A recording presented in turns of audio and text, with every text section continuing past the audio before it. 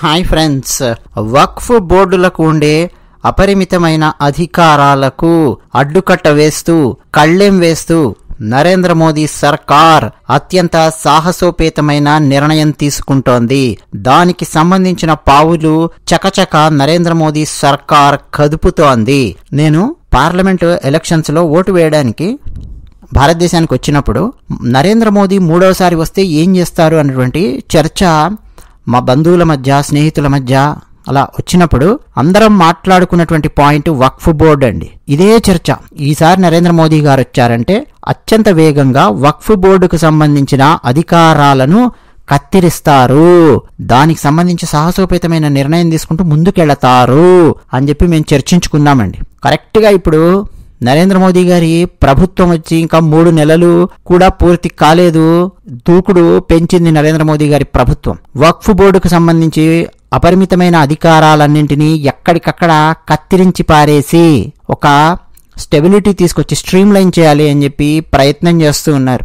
భారతీయ జనతా పార్టీకి ఓటు వేసినటువంటి నాలాంటి వాళ్ళందరూ చాలా చాలా సంతోషంతో ఇది నరేంద్ర మోదీ గారు చేయాల్సినటువంటి పని, ఇందుకు కదా మేము భారతీయ జనతా పార్టీకి ఓటు వేసాము అని చాలా చాలా సంతోషంలో ఉంటాం. ఇంకా భారతీయ జనతా పార్టీకి ఓటు వేయకుండా తెలంగాణలో అయితే కాంగ్రెస్కి వేద్దామా, టీఆర్ఎస్కి వేద్దామా, ఇదే గోల. ఇంతకు మించి పై లెవెల్లో ఆలోచించలేకపోతున్నారు. చాప కిందికి నీళ్లు ఎలా వస్తున్నాయి అన్నది అర్థం కానటువంటి పరిస్థితి భారతదేశంలో చాలా మందికి. వక్ఫ్ బోర్డుకి సంబంధించిన కథా కమామిషం ఏంటనేది కొన్ని విషయాలు ఈ వీడియోలో మాట్లాడదాం. ఇంకా చాలా విషయాలని చాలా వీడియోస్ లో మాట్లాడతాను.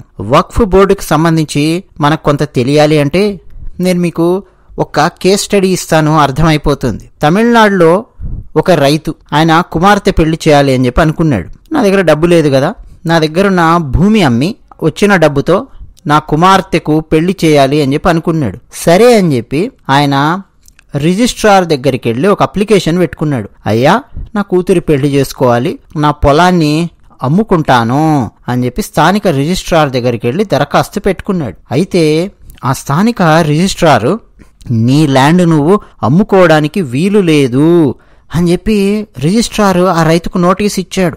రైతు వెళ్ళి ఎందుకు సార్, ఏమిటి అని చెప్పి అడిగితే, నీ భూమితో పాటు, వింటున్నావా, నీ భూమితో పాటు మొత్తం మీ ఊరంతా తమిళనాడు వక్ఫ్ బోర్డుకు చెందుతుంది అని చెప్పి దానికి సంబంధించిన డాక్యుమెంట్స్ అందజేశాడు రిజిస్ట్రార్. అంటే మీ ఊరు మొత్తం వక్ఫ్ బోర్డుదే పో అని చెప్పి చెప్పాడు అనమాట. సో దాని ప్రకారం అండి, ఆ ల్యాండ్ ఆయన అమ్ముకోవాలంటే ఆ రైతు వక్ఫ్ బోర్డు అనుమతి తప్పనిసరిగా తీసుకోవాలి. యాజమాన్య హక్కులు మొత్తం వక్ఫ్ బోర్డుకే ఉంటాయి.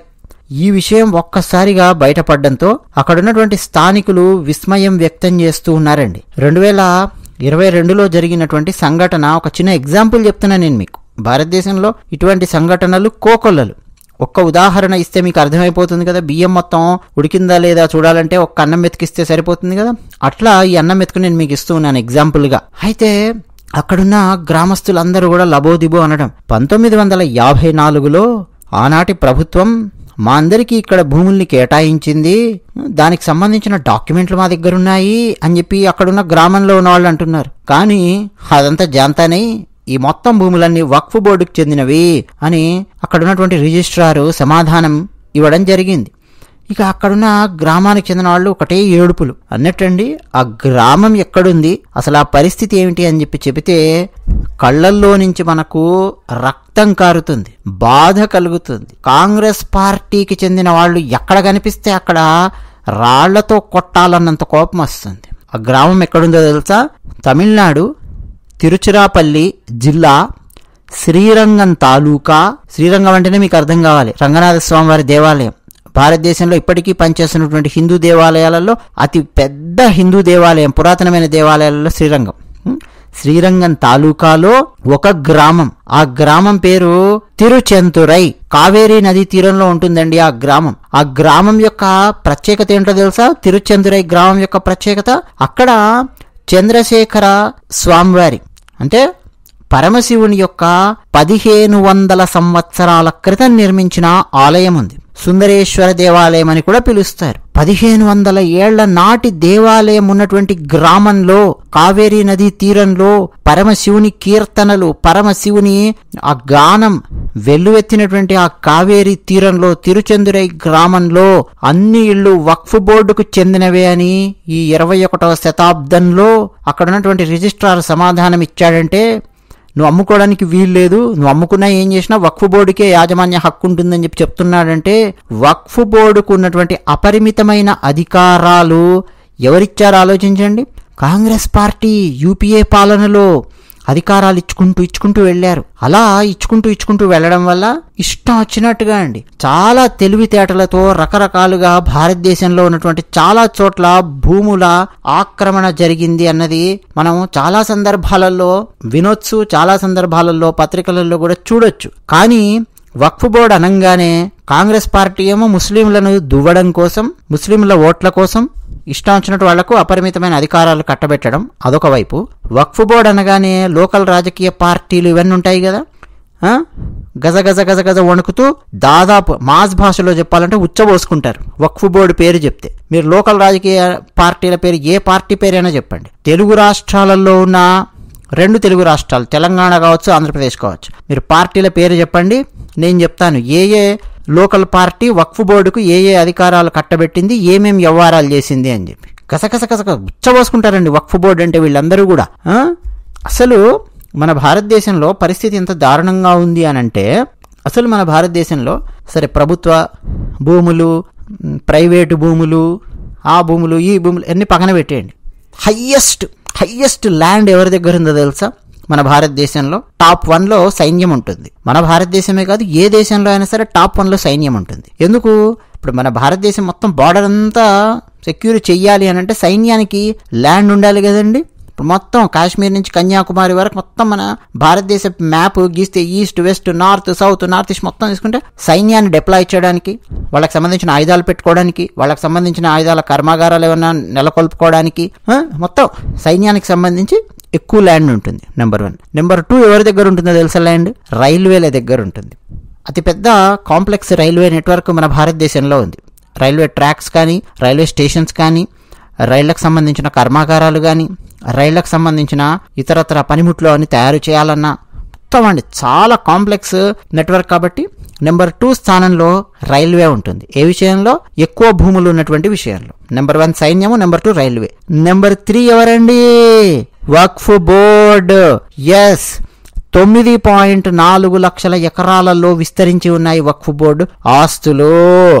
అంటే 9,40,000 ఎకరాల ఆస్తులు భారతదేశంలో వక్ఫ్ బోర్డు దగ్గర ఉన్నాయి. అతిపెద్ద హిందూ దేశమైనటువంటి భారతదేశంలో వక్ఫ్ బోర్డు దగ్గర 9,40,000 ఎకరాల భూములు. ఈ వక్ఫ్ బోర్డు చట్టం ఎవరు తీసుకొచ్చారు నాన్న? నెహ్రూ గారు. నెహ్రూని గారు అనకపోతే కొంతమంది ఫీల్ అవుతారు, గారు అంటే కొంతమంది ఫీల్ అవుతారు. నెహ్రూని ఏమన్నా అన్నామా వెంటనే కొంతమంది కర్రలట్టుకొచ్చేస్తారు. కాస్త 50 ఏళ్ళు దాటినటువంటి వాళ్ళలో గమనించండి చాలా మందిని, వాళ్ళకి ఆల్రెడీ మొత్తం స్కూల్స్ లోపల 30 సంవత్సరాల నుంచి అంటే బాగా బ్రెయిన్లో ఫీడ్ ఇచ్చింటారు. నెహ్రూ అంటే గొప్పోడు, నెహ్రూ అంటే మంచోడు, నెహ్రూ చాచా, నెహ్రూ అంటే గులాబ్ పువ్వు పెట్టుకుంటాడు, నెహ్రూ అంటే చిన్నపిల్లలు ఇష్టపడతాడు, చాచా నెహ్రూ, ఇవన్నీ మనకి ఎక్కించి వదిలింటారు. ఈ నెహ్రూ చేసినటువంటి నిర్వాకాలలో ఇదొకటండి. 4-5 రోజుల క్రితమే మనం ఒక వీడియో పెట్టుకున్నాం, నెహ్రూ చేసిన హిమాలయన్ బ్లండర్స్ అని చెప్పి. వక్ఫ్ బోర్డు గురించి మనం మాట్లాడలేదు ఇంకా. అక్కడ చాలా ఉన్నాయి ఆయన కథ చెప్పాలంటే. ఇప్పటికీ మనం అనుభవిస్తున్నవి చాలా ఉన్నాయి.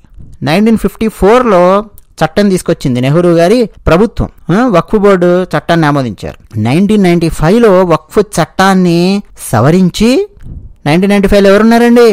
కాంగ్రెస్ పార్టీ ఉంది. మన బంగారమే, మన తెలుగు బంగారమే మన పి నరసింహారావు గారే. 1995లో వక్ఫ్ బోర్డు చట్టాన్ని సవరించి వక్ఫ్ బోర్డుకు అపరిమితమైన అధికారాలను కాంగ్రెస్ పార్టీ కల్పించింది.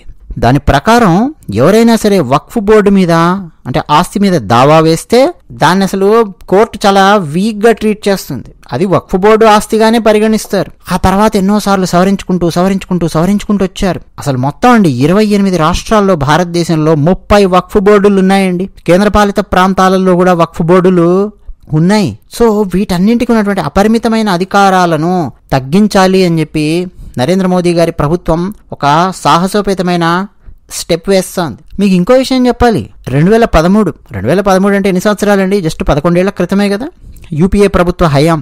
ఆ టైంలో ఏం చేశారో తెలుసా? వక్ఫ్ చట్టాన్ని సవరించారు. ఎవరు?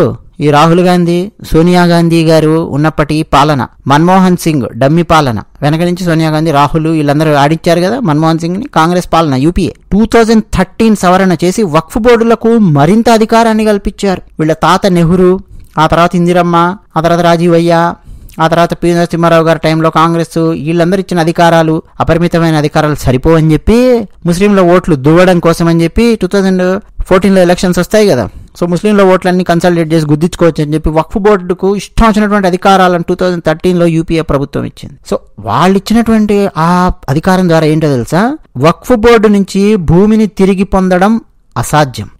ఇట్లాంటి సవరణలు చేసుకుంటూ వచ్చిందండి యూపీఏ కాంగ్రెస్ పార్టీ వీళ్ళందరూ. సెప్టెంబర్ 2022 మనం ఫస్ట్ మాట్లాడుకున్నది తమిళనాడు వక్ఫ్ బోర్డు వర్సెస్ తిరుచెందురై గ్రామానికి సంబంధించిన క్లెయిమ్ అండి. శతాబ్దాలుగా హిందువులు నివసిస్తున్నారు అక్కడ, శతాబ్దాలుగా భక్తులు నివసిస్తున్నారు, శివభక్తులు ఉన్నారు, అలాగే శ్రీరంగం రంగనాథ స్వామి వారి భక్తులు ఉన్నారు. కావేరీ నది తీరం అంటేనే అగస్త్య మహర్షి గుర్తొస్తాడు. భక్తులు, మహాభక్తులు, ఆలయాలు, ఎంత అద్భుతమైన ఆలయాలండి. శ్రీరంగం కానీ, అటు తంజావూరు కానీ, తిరువారూరు కానీ, ఎన్ని అద్భుతమైన ఆలయాలు. నువ్వు అక్కడికి వెళ్ళి మొత్తం అంటే హిందువులకు ఒక కోర్ ఏరియాగా ఉన్నటువంటి ప్రాంతంలో కూడా గ్రామం మొత్తం లేపేసి వక్ఫ్ బోర్డు వాళ్ళ దాంట్లో ఉంచుకోగలిగింది అని అంటే ఆలోచించండి ఎంత భయంకరంగా ఉందో పరిస్థితి. సో ఇప్పుడు బిల్లు అండి, నరేంద్ర మోదీ గారు వీళ్ళు ప్రవేశపెడుతున్నటువంటి బిల్లు కనుక పార్లమెంట్లో ఆమోదం పొందిందా, ఆ తర్వాత వక్ఫ్ బోర్డు యొక్క అధికారాలు కుదించబడతాయి. ఎక్కడికక్కడ తోక కట్ చేసినట్టు కట్ చేసి పారేస్తారన్నాడు మొత్తం అధికారాలను. ఆ తర్వాత వక్ఫ్ బోర్డు ఎలాంటి ఆస్తిని తన సొంత ఆస్తిగా ప్రకటించడం అంటూ ఉండదు అన్న కోణంలో బిల్లుని మూవ్ చేస్తూ ఉన్నారు. వక్ఫ్ చట్టంలో అండి సెక్షన్ 9, సెక్షన్ 14లను సవరించి కేంద్ర వక్ఫ్ కౌన్సిల్, రాష్ట్ర వక్ఫ్ బోర్డుల నిర్మాణాన్ని మార్చే ప్రయత్నం చేస్తున్నారు. అంతేకాకుండా ఈ సంస్థలలో మహిళలకు ప్రాతినిధ్యం కల్పించే బిల్లు కూడా ప్రతిపాదిస్తూ ఉన్నారు. అంటే వక్ఫ్ బోర్డుకు సంబంధించినటువంటి దాంట్లో మహిళలను కూడా తీసుకురావాలని. మహిళలు ఎవరు ఉండరు మళ్ళీ వక్ఫ్ బోర్డుకు సంబంధించిన దాంట్లో మీరు గమనిస్తే. అలాగే రాష్ట్ర వక్ఫ్ బోర్డులు క్లెయిమ్ చేస్తున్నటువంటి వివాదాస్పదమైన భూమిని తాజాగా ధృవీకరించాలి అని చెప్పి కూడా మోదీ ప్రభుత్వం బిల్లు ప్రతిపాదిస్తోంది. సో ఇప్పుడు మీరు గమనించండి, ఈ బిల్లు, ఈ చర్చలు అనేవి జరుగుతాయి కదా, ఏ రాజకీయ పార్టీకి చెందిన వాళ్ళు ఏమేం మాట్లాడతారో చూడండి. రేవంత్ రెడ్డి ఏం మాట్లాడతాడు, తెలంగాణ కాంగ్రెస్ నేతలు ఏం మాట్లాడతారు, కేటీఆర్ ఏం మాట్లాడతాడు, కేసీఆర్ ఏం మాట్లాడతాడు, టీఆర్ఎస్ నాయకులు ఏం మాట్లాడతారు, అలాగే ఆంధ్రప్రదేశ్లో చంద్రబాబు నాయుడు గారు ఏం మాట్లాడతారు, టీడీపీ వాళ్ళు ఏం మాట్లాడతారు, వైఎస్ఆర్సీపీ జగన్మోహన్ రెడ్డి గారు ఏం మాట్లాడతారు, వైఎస్ఆర్సీపీ నాయకులు ఏం మాట్లాడతారు, ఒక కంట కనిపెట్టి మరీ గమనిస్తూ ఉండండి. వక్ఫ్ బోర్డుకు సంబంధించిన చట్టాన్ని సవరిస్తూ వక్ఫ్ బోర్డు అధికారాలను ఎక్కడికక్కడ కత్తెరలు వేస్తూ ముందుకు దూసుకెళ్లే ప్రయత్నం చేస్తోంది సాహసోపేతంగా మోదీ గారి ప్రభుత్వం. వీళ్ళందరూ మన లోకల్ రాజకీయ నాయకులు, పార్టీలు, వీళ్ళందరూ ఏం మాట్లాడతారో మీరు గమనించండి, ఒక అబ్జర్వ్ చేస్తూ ఉండండి, మీకు అర్థమైపోద్ది. ఎందుకంటే ఈ లోకల్ రాజకీయ పార్టీలు, నాయకులు వీళ్ళు చేసినటువంటి ఘోరాలన్నీ ఇన్ని కాదండి. వక్ఫ్ బోర్డుకు సంబంధించి ఈ పాదయాత్రలు ఇవన్నీ చేసిన వాళ్ళు ఉన్నారు కదా. రేవంత్ రెడ్డి పాదయాత్ర చేశారు, తిరిగారు. కేసీఆర్ గారు అంతకుముందు తిరిగారు, ఆ తెలంగాణ మూమెంట్ అవన్నీ. చంద్రబాబు నాయుడు గారు పాదయాత్ర చేశారు, నారా లోకేష్ ఆయన పాదయాత్ర చేశారు, వైఎస్ఆర్సీపీ అంటే జగన్మోహన్ రెడ్డి గారు ఆయన పాదయాత్ర చేశారు. వీళ్ళందరూ తిరిగిన వాళ్ళే కదా. వీళ్ళు పాదయాత్రలకు వెళ్ళినప్పుడు, జనాలను కలవడానికి వెళ్ళినప్పుడు ఎక్కడెక్కడ ముస్లింల దగ్గర ఏమేమి మాట్లాడారు, వక్ఫ్ బోర్డుకు సంబంధించి ఏమేమి మాట్లాడారు, అవన్నీ కూడా అండి, అవన్నీ రెడీగా డేటా ఉంది మొత్తం. అవన్నీ వదిలేసేయండి. అసలు ఫస్ట్ మీరు ఇప్పుడు వీళ్ళు ఎవరెవరు ఎట్లా రెస్పాండ్ అవుతారు, ఏం చేస్తారు అనేది గమనించండి. ఇప్పుడు ఇంకా టీడీపీ ఎన్డీఏలోనే ఉంది, ఏం మాట్లాడుతుంది, వైసీపీ ఏం మాట్లాడుతుంది, ఆంధ్రప్రదేశ్కి సంబంధించిన వాళ్ళు, అలాగే తెలంగాణలో హైదరాబాద్లో ఓట్లు వేసేవాళ్ళు, ఆంధ్రప్రదేశ్కి సంబంధించిన వాళ్ళైనా కావచ్చు, తెలంగాణకు సంబంధించిన వాళ్ళైనా కావచ్చు, మన తెలుగు వాళ్ళు, రెండు రాష్ట్రాల్లో నాయకులు ఏం మాట్లాడతారో ఒకసారి గమనించండి. ఇప్పుడు అర్థమవుతుందండి భారతీయ జనతా పార్టీ దూకుడు ఎలా ఉంటుందో. నేను మొన్న మధ్య అద్దె విషయం. ధన్యవాదాలు.